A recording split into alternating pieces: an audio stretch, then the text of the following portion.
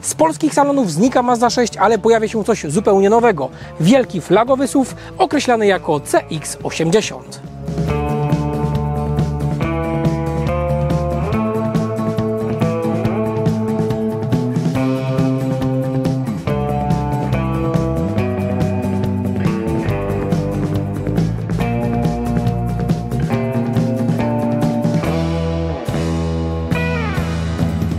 Przedstawiając w największym skrócie bohatera dzisiejszego odcinka, CX-80 to znacznie większe i udoskonalone CX-60.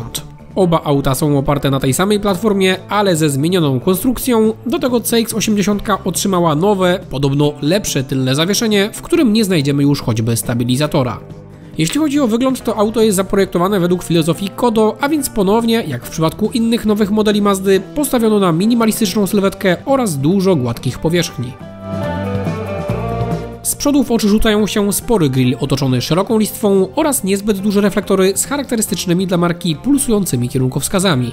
W linii bocznej uwagę przykuwa ogromny rozstaw osi, dłuższy o uwaga ćwierć metra w porównaniu do CX-60 oraz bardzo krótki zwis tylny. Niemniej akurat tutaj według mnie proporcje delikatnie się zatraciły i w moje gusta nieco bardziej wpisuje się obecnie model CX-60, który w linii bocznej nie przypomina tak bardzo jamnika. Poza tym CX-80 ma też dłuższe nadwozie od CX-60 i to znowu o ćwierć metra i teraz na długości już tylko 5 mm brakuje jej do 5 metrów. Krótko mówiąc, jest to kawał naprawdę wielkiego samochodu, bo przykładowo od Kii Sorento CX-80 jest dłuższa o 18 cm. Względem CX-60 nowy model jest też wyższy o około 3 cm. Zerkając na tył zauważymy, że względem CX-60 znikły krytykowane przez wiele osób atrapy wydechów, przez co teraz samochód od tej strony ma się prezentować bardziej elegancko. Poza tym uwagę zwracają mu długie światła biegnące w stronę logo producenta i w zasadzie to tyle. Tak jak z przodu i z boku, tak i tutaj próżno szukać ostrych przytłoczeń czy zbędnych atrap. Ma być bardzo prosto i minimalistycznie, ale ma ten styl swój urok. Niemniej znaczące zwiększenie rozmiarów nie miało służyć tylko temu, aby autem trudniej manewrowało się na parkingach, a miało umożliwić zmieszczenie w środku 3 rzędów siedzeń. W kabinie CX-80 możemy znaleźć 3 różne konfiguracje. Możemy wybrać albo odmianę 7-osobową i wtedy w drugim rzędzie mamy normalną kanapę, nie mamy 3 oddzielnych siedzeń, tylko jedną normalną kanapę, albo możemy wybrać spośród 2 odmian 6-osobowych. Pierwsza to jest taka, jak widzimy tutaj, czyli mamy 2 oddzielone od siebie kapitańskie fotele i przejście do foteli w bagażniku, albo jest jeszcze odmiana taka bardziej lounge, taka bardziej business edition, gdzie tutaj mamy zabudowaną konsolę z gigantycznym podłokietnikiem, no tylko z tym minusem, że wtedy nie mamy tutaj przejścia do bagażnika. Powiem szczerze, cieszę się, że w Mirai Motors w Sosnowcu mieli akurat taką konfigurację, bo ta mi się najbardziej podoba. Przywodzi mi ona trochę na myśl Forfinga Jutura, którego niedawno pokazywałem Wam na kanale. Tyle tylko, że Mazda nie ma wad, na które skarżyłem się w Forfingu. Na przykład tutaj możemy normalnie złożyć fotel, aby dostać się do bagażnika. Wygodna rzecz, a jednak wcale nie taka oczywista. Natomiast są w komentarzach osoby, które są żądne wszelkich minusów i ja zauważyłem taki jedny niuansik, który wygląda bardzo dziwnie. To jest deseczka na cup holdery pomiędzy fotelami. Ona jest tak właściwie przymocowana do lewego fotela, no i ona wygląda tak, jakby ktoś ją tutaj dodał w ostatnim momencie. Słabo to wygląda po prostu, no tak jak cały samochód jest dopieszczony pod względem materiałów i robi bardzo dobre wrażenie, tak ta deseczka, no ona wygląda po prostu źle. Dużo bardziej wolałbym rozwiązanie typowe dla minivanów, a więc jakieś takie stoliczki wysuwane z przednich foteli, no ale niestety tego tutaj nie zauważymy. To jest SUV, a nie minivan. W drugim rzędzie siedzeń docenimy 3. strefę klimatyzacji oraz podgrzewanie siedzeń. Muszę jednak uczciwie przyznać, że patrząc na wymiary zewnętrzne, szczególnie na rozstaw osi i długość nadwozia, zakładałem, że różnice w obszerności w porównaniu choćby do tej Kii Sorento będą ogromne, a w rzeczywistości aż tak gigantyczne nie są. Najpewniej jednym z głównych winowajców jest traktowanie wyższym priorytetem wyglądu zewnętrznego, a więc i postawienie na znacznie dłuższy przód z gigantyczną maską, która w sumie i tak musiała być długa przez gamę silnikową, do której jednak przejdziemy nieco później. Spójrzcie, ja mam 1,76 m i tutaj naprawdę jest tego miejsca ogrom, chociaż nad głową, powiem szczerze, ono się dość szybko kończy. I o ile przy moim wzroście tutaj dalej spokojnie 5 palców w wolnej przestrzeni mieszczę, może nawet 5,5, o tyle umiem sobie wyobrazić, że osoba o wzroście, nie wiem, 1,90 m, no to już by tego komfortu niestety nie miała i by jej głowa mogła się stykać z podsuwitką. Jak to będzie wyglądało bez szklanego dachu? Może tego miejsca będzie trochę więcej? Szczerze nie wiem. Natomiast przed kolanami jest naprawdę super, pod fotelami tak samo, buty narciarskie byśmy nawet zmieścili, więc tutaj naprawdę narzekać nie można. To, co powinni się sprawdzić, jeżeli jesteście wyższą osobą, to właśnie miejsce nad głową. Co jest natomiast fajne, że mamy takie podłokietniki po wewnętrznych stronach i one są bardzo długie, bardzo wygodne. No mogłyby być trochę szersze, nie ma co ukrywać, są bardzo wąskie, no ale poza tą szerokością naprawdę trudno się ich czepiać. No i jedną rzecz muszę tutaj pochwalić, zobaczcie jak szeroko otwierają się tylne drzwi. Praktycznie kąt 90 stopni. Naprawdę mega szeroko się one otwierają. Rzut oka na materiały. Ten tutaj u góry plastik nie jest najładniejszy, trzeba przyznać, ale potem mamy już coś, co albo udaje, albo nawet jest skórką i to nawet fajnie wygląda. Podłokietnik tak samo pięknie obity skórką, mamy ładne przyszycia. Z boku się to pod palcem nie ugina, ale u góry się bardzo ładnie ugina. Drewniane wykończenie, jest naprawdę fajnie. No i ogromne kieszenie w drzwiach, więc tutaj naprawdę multum rzeczy schowamy. Dół drzwi oczywiście jest obity twardym plastikiem. No i jak mamy GoPro na głowie, to przejdźmy do bagażnika. Najpierw spróbujemy konwencjonalnie, czyli składamy fotel. A czekajcie, zrobimy to źle, nie o to chodziło. W ten sposób. O, dokładnie tak. Jak chcecie go złożyć, to u góry musicie pociągnąć za wajchę. No i wskakujemy. Upsa, sasa. No dobra, powiem szczerze, że tak, miejsca przed kolanami jeszcze trochę jest, więc przy konfiguracji kierowca 1,76 m, pasażer 1,76 m i osoba w bagażniku 1,76 m, nawet się tutaj zmieścimy, no ale niestety to jest SUV, a nie minivan i to tutaj bardzo wyraźnie czuć, bo siedzimy w kuckach. Siedzimy tak, jakbyśmy się, brzydko mówiąc, wypróżniali w lesie, no i to nie jest zbyt wygodne. To już Wam mogę teraz zdradzić, że w dłuższą podróż tutaj nie chciałbym jechać. Tutaj tak naprawdę jak spojrzymy, do tego nasze pośladki mają styk z fotelem, cała reszta, całe udo praktycznie sobie wisi wysoko w powietrzu, więc ja bym nie liczył, że to będzie wygodne, szczególnie w dłuższych trasach. Te miejsca w bagażniku raczej bym traktował jako takie miejsca bardziej awaryjne. To jest jedyna opcja, żeby nasze udo mogło się stykać. Wywalamy sobie naszą girę pomiędzy fotele przednie i wtedy faktycznie nasze udo może się stykać, ale tak do połowy uda, no bo jak to w Japończyku, te siedzisko nie jest zbyt długie. Fajnie, że mamy podłokietniki na drzwiach z twardego plastiku. One są trochę zbyt wysoko zamocowane według mnie, więc to też nie jest jakieś bardzo wygodne dla mojej osoby. Ale nad głową z 3 palce wolnej przestrzeni jeszcze mieszczę, więc tragedii nie ma. No natomiast gdyby ktoś się odsunął maksymalnie do tyłu, no to tutaj nawet ja już za bardzo nie wejdę. No musiałbym siedzieć w mocnym rozkroku. Nogę można sobie wyrzucić do przodu, więc gdybyśmy mieli to auto traktować 5-osobowo, no to spoko. 6-osobowo też wydaje mi się, że te osoby tutaj jakoś obok siebie usiądą. No ale niestety pozycja jest tutaj SUV-owata, a nie minivanowa, więc siedzimy w kuckach i to tutaj jest największym problemem. Mamy, zobaczcie, kratki wentylacyjne, chociaż one są w takim miejscu, że dmuchają mi wprost na udo. Nie wiem, czy one są użyteczne, to zobaczymy w drugiej części testu. Mamy 2 cup holderki, mamy gniazdo USB typu C, więc najgorzej to nie wygląda. Bym powiedział nawet całkiem fajnie, tym bardziej, że mamy ogromne okienko z lewej strony, a to też wcale nie jest w SUV-ach oczywiste. Bardzo często czujemy się klaustrofobicznie, choćby za sprawą tego okna, a tutaj tego problemu nie ma. No i sami możemy sobie wyjść elegancko. Podsumowując, jeżeli chodzi o długość, naprawdę jest nieźle, czuć, że to jest długi samochód, no ale pozycja siedząca, no nikogo nie szukam, że to jest minivan, czuć, że siedzimy w SUV-ie. A i gdyby ktoś chciał te miejsca traktować jako miejsca dla małych dzieci w fotelikach, to pragnę poinformować, że tutaj nie mamy ISOFIX-ów. ISOFIX-y mamy na miejscach w środkowym rzędzie siedzeń i to w zasadzie tyle, bo z tego co widzę, z przodu również ich nie mamy.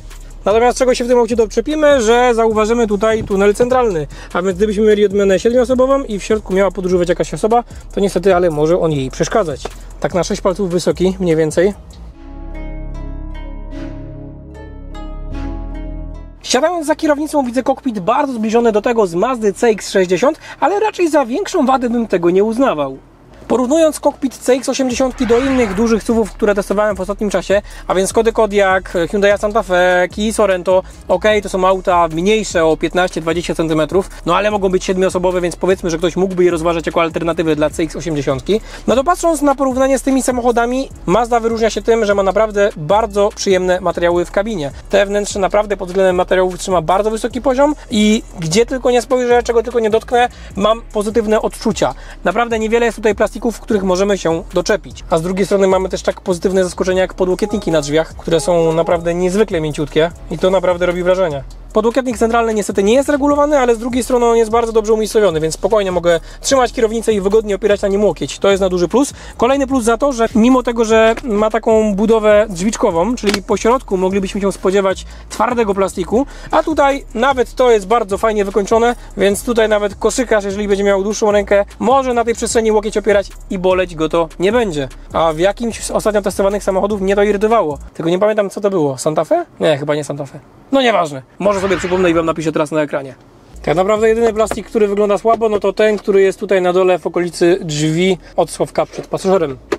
Jest jeszcze jedna rzecz, na którą warto w tym aucie uważać i to jest, uwaga, kratka wentylacyjna zewnętrzna, bo ona jest zakończona takim niewdzięcznym elementem i kilka razy moje kolano niestety, ale zaliczyło z nią kontakt i to jest bardzo bolesne dla mojego kolana. Japończycy mają chyba naprawdę krótkie nogi albo bardzo nie lubią Europejczyków. Jedno z tych dwóch. No ale dobra, jak zamkniemy drzwi, wygląda to ładnie. Tylko jakim kosztem? Poza tym bardzo nietuzinkowy jest system obsługi multimediów, który nadal na wzór innych modeli tego producenta obsługiwany jest pokrętłem między fotelami. Joystick, który mamy do sterowania multimediami, jest doskonale znany z innych Mazd i akurat tego rozwiązania ja bym na miejscu Mazdy nigdy nie zmieniał, bo po pierwsze jest mega wygodny i jest dobrze umiejscowiony i fajnie nim operujemy multimediami w bardzo intuicyjny sposób. No a po drugie, poza jednym oczywistym wyjątkiem, takiego joysticka w innych markach próżno jest szukać, a to jest naprawdę wygodna rzecz. Stację multimedialną oceniam na plus, choć muszę przyznać, że jej oprawa graficzna w moich oczach powoli się starzeje. Specjalnie mnie to nie dziwi, bo jest ona dokładnie taka sama jak w innych modelach tego producenta. Z drugiej strony, poza tym multimediom trudno coś zarzucić. Działają szybko, są intuicyjne i mają dobrze pogrupowane menu. Apple CarPlay i Android Auto jest tu oczywiście bezprzewodowe i co ciekawe, choć już planowałem Wam skrytykować brak możliwości obsługi palcem Android Auto i Apple CarPlay, kiedy ruszymy z miejsca, to w praktyce okazało się, że jest inaczej. Podczas jazdy trochę irytowało mnie to, że kiedy już ruszymy z miejsca, to dezaktywuje się możliwość dotykowego operowania przy Android Auto i Apple CarPlay. Jednak joystickiem niewygodnie się bawi w mapach Google'a, które przerzuca nam telefon. Ale chwilę pogrzebałem w ustawieniach i okazuje się, że da się to dezaktywować. Czyli możemy uruchomić opcję, dzięki której nawet podczas jazdy będziemy mogli palcem sobie po tym ekranie smyrać, przynajmniej jeżeli chodzi o to Android Auto i Apple CarPlay. Więc myślałem, że powiem jakąś wadę, ale tak naprawdę okazało się, że wada jest przez Mazdę już wyleczona. Tego problemu w tym samochodzie nie ma. Natomiast przy samym Android Auto ja się muszę doczepić ładowarki indukcyjnej, która jest tak umiejscowiona, że no niestety, ale przy każdym starcie spod świateł mój telefon wesoło z niej wyfruwał do konsoli centralnej w okolicy lewarka zmian biegów. No i to mnie trochę irytowało. Wydaje mi się, że ta ładowarka mogłaby być nieco bardziej pochylona, żeby przeciążenia podczas przyspieszenia nie były tak brutalne do naszego telefonu. No i nie wiem dlaczego, czy to problem mojego telefonu, czy ładowarki indukcyjnej, ale bardzo często wyświetlał mi się komunikat, że ładowanie mojego telefonu nie jest możliwe. Często musiałem go jakoś tam poprawić, przesunąć, no i wtedy ładowanie było wznowione, ale dość regularnie ta lampka migała na czerwono, a tutaj miałem komunikat, że coś jest nie tak. Cyfrowe zegary nie są za bardzo rozbudowane, jeśli chodzi o możliwości personalizacji czy komputer pokładowy, ale za to są przepiękne i bardzo czytelne. Zauważymy tutaj dość proste zmiany w motywach, które ograniczają się głównie do zmian kolorów i które niestety zmieniają się tylko wraz ze zmianą trybu jazdy. Pełnej mapy nawigacji również na nich nie wyświetlimy. Krótko mówiąc, jeśli jesteście większymi gadżeciarzami, to akurat cyfrowe zegary mogą Was pozostawić z delikatnym niedosytem. Poza tym drobną konsternację wywołuje z początku obsługa klimatyzacji, bo zamiast jednego klawisza do sterowania temperaturą mamy dwa. Jeden od zimniejszej, a drugi od cieplejszej temperatury. Oczywiście przyciski te są powtórzone zarówno po stronie kierowcy, jak i po stronie pasażera. Przy pierwszym podejściu do tego panelu wydaje mi się, że nieco szybsze w obsłudze byłoby postawienie na jeden przycisk, który klikając w dół obniża temperaturę, a klikając w górę podwyższa temperaturę.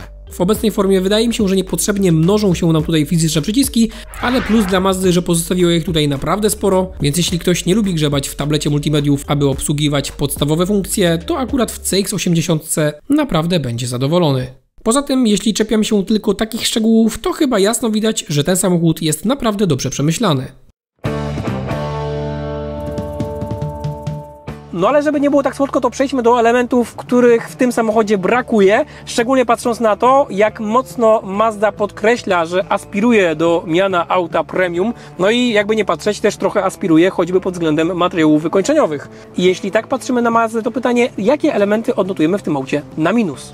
Pierwsze, co wymienię na minus, to fotele, których po pierwsze brakuje funkcji masażu, którą możemy dostać w Kii Sorento, w Skodzie Kodiaq, no i brakuje w niej też możliwości wydłużenia siedziska. Ono jest dość krótkie, jak to często w Japończykach bywa, no i wydaje mi się, że gdyby tutaj siedział ktoś wyższy, to mogłoby mu tej możliwości brakować. Zresztą nawet ja, mając 1,76 m, pomiędzy końcem siedziska a łydką mieszczę 4 palce przestrzeni, więc dość dużo, szczególnie jak na rozmiar tego samochodu. Trochę mi też smutno, że dźwięk zamykanych drzwi nie jest tutaj taki bardziej premium. On wydaje mi się jest dosyć blaszany. Jeżeli spojrzymy sobie na to, jak zamykają się drzwi, nie wiem, w Audi, w BMW, no to tamten odgłos jest nieco bardziej przyjemny.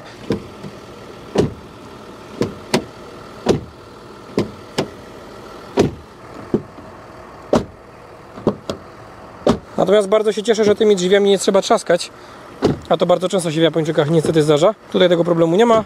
Jak widzimy, nawet kiedy ledwie je popchamy, to one się zamykają same. Super. Tak więc plus i minus jednocześnie. No i trochę też dziwi, że kieszenie w drzwiach nie są wyłożone żadnym miękkim materiałem. Tutaj widzimy twardy plastik, więc włożone tam na przykład klucze będą hałasowały. No ale żeby nie było tak gorzko, to dywanik znajdziemy w podłokietniku centralnym. To znaczy w schowku pod podłokietnikiem centralnym. Plus, że bardzo ładnie jest też wyłożony schowek przed pasażerem. Dlatego nie wiem, dlaczego Mazda zapomniała o kieszeniach w drzwiach. Dziwi też, że do swojego flagowego SUV-a, choćby za dopłatą, choćby tylko dla najwyższej wersji, Mazda nie oferuje zawieszenia pneumatycznego albo chociaż zawieszenia adaptacyjnego. Poza tym przy tylnej osi dla żadnej odmiany nie znajdziemy też niwomatu, więc pytanie, czy po obciążeniu auto nie będzie się zmieniać w motorówkę. Z drugiej strony handlowcy zapewniają, że nowe tylne zawieszenie odwala kawał dobrej roboty i podobno auto prowadzi się znacznie lepiej niż CX-60, ale czy faktycznie tak jest, to będziemy sprawdzali za jakiś czas w drugiej części testu. No i zerkniemy jeszcze na schowki, które są jako takie, no ale już Wam pokazuję. Kieszenie w drzwiach są nieco mniejsze niż z tyłu, jak wspomniałem, niestety nie są obite miękkim materiałem. Potem mamy ładowarkę indukcyjną, mamy taki schoweczek z 2 cup holderkami.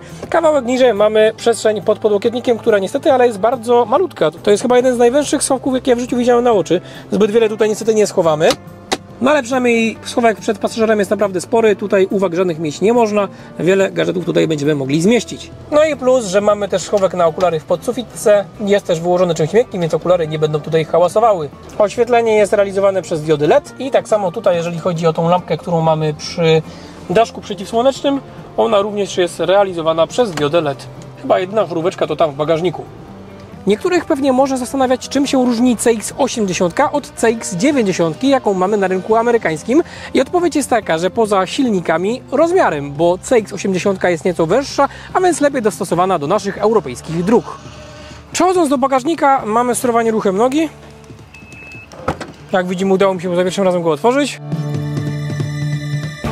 No i przy bagażniku pierwsza rzecz, która zwraca moją uwagę, to to, że klapa nie podnosi się zbyt wysoko. Ja mam 1,76 m, a nad głową mam 3 palce wolnej przestrzeni, więc jak ktoś jest wyższą osobą, to powinien to sprawdzić. Myślałem, że ona jest może ustawiona na niższy poziom, ale jak widzicie, bardziej podwyższyć się jej niestety nie da. Tak więc to, szczególnie koszykarzom i siatkarzom, radzę przed zakupem sprawdzić. Natomiast sam bagażnik jest spory i to nawet w odmianie wieloosobowej. Mówiąc konkretniej, przy 7 osobach na pokładzie jego pojemność wynosi 258 litrów, a gdy złożymy fotele w bagażniku, to rośnie do 687 litrów. Po złożeniu drugiego i trzeciego rzędu siedzeń pojemność wynosi już 1971 litrów, ale jest to już liczone wraz ze schowkami pod podłogą kufra. Plus, że pod względem użytecznych gadżetów i drobiazgów w bagażniku Mazda nas nie zawiodła. Miłe zaskoczenie względem CX-60 jest takie, że tutaj akurat widzimy haczyki i to zarówno z jednej, jak i z drugiej strony. W CX-60 niestety ich brakuje. Jeśli ktoś się martwi, co to za trupa przywozimy w bagażniku, to spieszę uspokoić, że to jest taka specjalna siatka, którą możemy sobie zamocować tutaj u góry i ją spuścić pionowo pomiędzy przestrzenią bagażową a przestrzenią osobową, tak to nazwijmy. No i to jest super rzecz, bo jak widzimy, mamy dziurę pomiędzy fotelami w drugim rzędzie siedzeń. Gdybyśmy tej siateczki nie mieli, no to przy hamowaniu wszystkie rzeczy z bagażnika mogłyby nam beztrosko przelecieć do kabiny. Tego byśmy nie chcieli, więc przy 4-osobowej konfiguracji możemy sobie rozwiesić taką siatkę, mocujemy ją sobie z tej strony i wtedy nie ma żadnego problemu. Plus również za wykończenie burt kufra miękką tkaniną, to jest naprawdę super. No i kolejny plus za to, że mamy tutaj gniazdko takie normalne domowe. Tak więc fajna rzecz, możemy sobie spokojnie tutaj podpiąć, nie wiem, laptopa i popracować w dziczy na kempingu. Oczywiście jest też gniazdko zapalniczkowe. Co mamy pod podłogą kufra? Pod podłogą kufra mamy schowaną ruletkę. Bardzo się cieszę, bo jak widzimy, mamy przemyślaną tą kwestię. Nie musimy nawet za dużo demontować. Tutaj ona wchodzi elegancko, z lewej strony trzeba będzie zdemontować ten tutaj plastik. No i tyle, i roletka jest schowana, a tam pod nią jeszcze widzimy zestaw naprawczy. Tutaj koła zapasowego niestety nie dostaniemy. Jest też jakiś schoweczek pod tą roletką, no nawet nie najgorzej to wygląda, trzeba przyznać. No i podłoga fajna, solidna, sztywna, dobrze jest.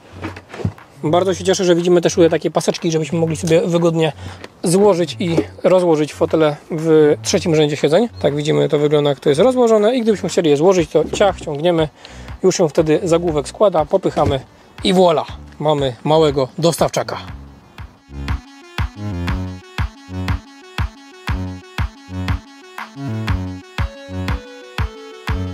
Jeżeli czegoś będę się czepiał w bagażniku, to tego materiału, który czasami może się podwinąć, no i przez to nieładnie wygląda. Więc tego sobie tam musimy wcisnąć ręką i wtedy jakoś to się prezentuje. Ale wydaje mi się, że to można było przemyśleć jakoś inaczej, żeby to się tak nie podwijało.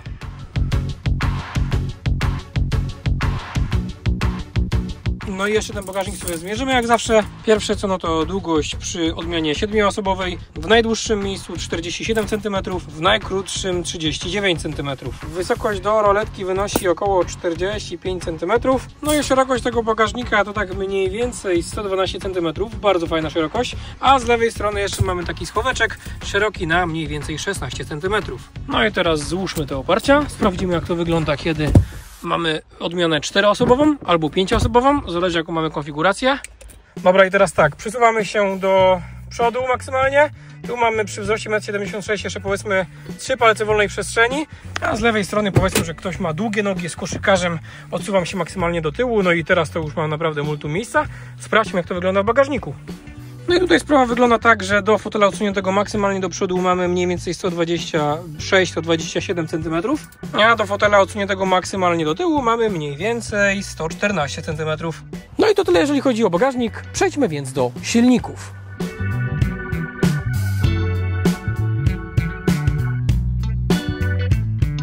A tutaj czeka nas wiele pozytywnych zaskoczeń. Przede wszystkim to, że mamy siłowniczki, a więc nie musimy szukać żadnego patyka do zawieszenia maski.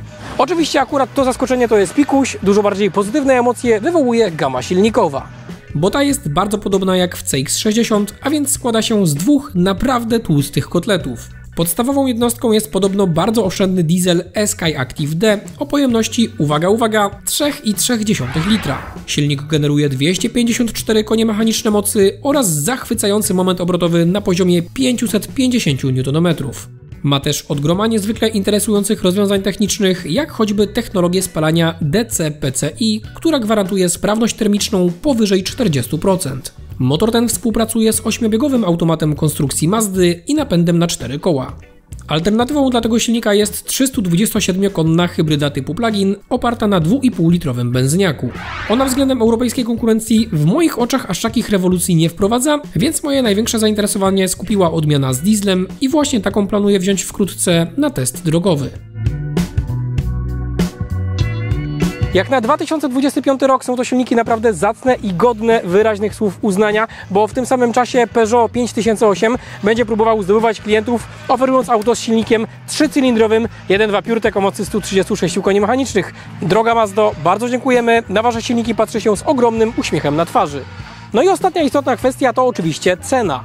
Najtańsza wersja z dieslem kosztuje minimum 281 tysięcy złotych. Skórzana tapicerka z wentylacją foteli i adaptacyjny tempomat pojawiają się w wyższej wersji Homura za 309 tysięcy, a widoczna na ujęciach odmiana Homura Plus dorzuca m.in. elektrycznie sterowaną klapę bagażnika, nagłośnienie Bose z 12 głośnikami i kamery 360 stopni. Kamery muszę przyznać, że mają całkiem niezłą jakość, szczególnie jak na rozmiar stacji multimedialnej, ale akurat widok z lotu ptaka za serce mnie nie chwycił. Ta wersja wyposażeniowa to koszt 326 tysięcy złotych, a do naszej dymówki dorzucono jeszcze lakier Melting Cooper za niecałe 4000 złotych. Muszę przyznać, że lakier ten wygląda zjawiskowo i z powodzeniem mogę go polecić. Werdykt i ocenę tego samochodu będę mógł wydać dopiero po teście drogowym, bo choćby skuteczność rozwiązań technologicznych zasługuje na solidne pomiary. Poza tym dokładnie będzie trzeba sprawdzić to nowe zawieszenie, a także asystentów bezpieczeństwa oraz reflektory LEDowe.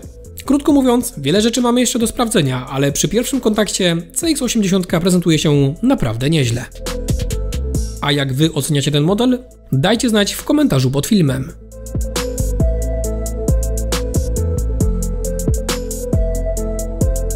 Jeśli ten film Ci się podobał, to będę bardzo wdzięczny za wszelkie formy wsparcia, czy to przez łapkę w górę, czy komentarz, czy podrzucenie filmu znajomym. Niedawno włączyłem też opcję wspierania kanału, przez którą również znacząco możesz wesprzeć moją działalność. Z góry bardzo dziękuję za pomoc w dalszym rozwijaniu treści na kanale, a także dzięki, że jesteście tu ze mną i do zobaczenia wkrótce w kolejnych filmach.